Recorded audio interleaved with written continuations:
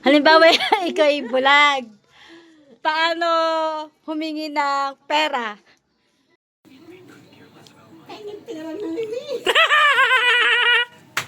Hindi pa rin. Bakit ganon? Si ate pa maluloko mo ng ganyan si ate. Si ate kasi walang utak. Tara kay ate. Ayun. Tara kay ate man, uman. Kay ate man, uman. Walang utak yung si ate. Tara! Tara, kay ate man ba utak mo? Na yun. Mautakan mo yung si ate. Pag dito sa mga may dugong anaret, ayun ay medyo may iba ng dugo eh. Uman, tara ka. Basta ka sa akin. Ay, pustahan tayo. Ha?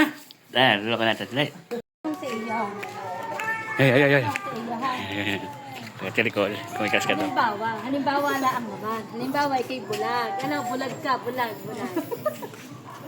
Paano humingi ng toothbrush?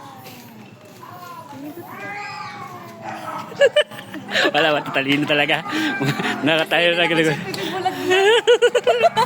Si ate maluloko na. Ato lang utakin. Yung mami mo, no? Baka gaganon. Oo. Tara, ito talaga pinakamahina eh. Maniniwala ako eh.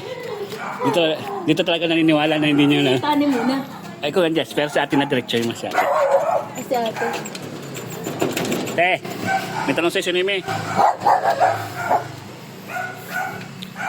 Yan, bukas na. Yan, yan sa'yo ate.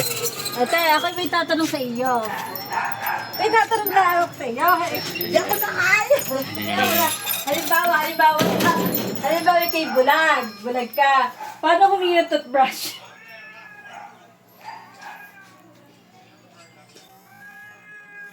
Toothbrush. Ay, isa pa. Toothbrush! Isa pa. Tapo. Bulag lang naman hindi naman pepe Paano mo naisip yun? Basi may utak ako. Eh, ba't nagganong ka? Sinasadyasan mo ako Lang, si Ring. Natalino na si ate, natalino na. Ito si Ring baka. Natin si Ring. Nay, naku may tatanong sa iyo. Yan. Halimbawa, ikay Bulag ka ha, bulag. Bulag ka. Paano ka humingi ng toothbrush? Ikay bulag. Pengin brush. Wala talaga. Natalino talaga lahi na yung mami. Wala akong maloko. Maloloko dito. Wala akong ma-prank. Sipit.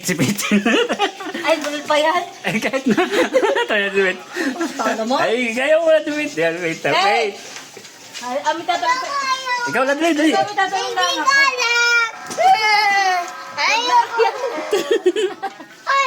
Huwag na. Ako may tanong sa iyo.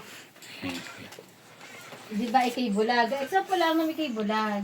Paano ka manghingi ng toothbrush? Hindi pa yung toothbrush. Bakit? Oh, hindi. Magtutubrush ka, hindi pa yung toothbrush. Yun lang yun. Wala. Nagagaling talaga.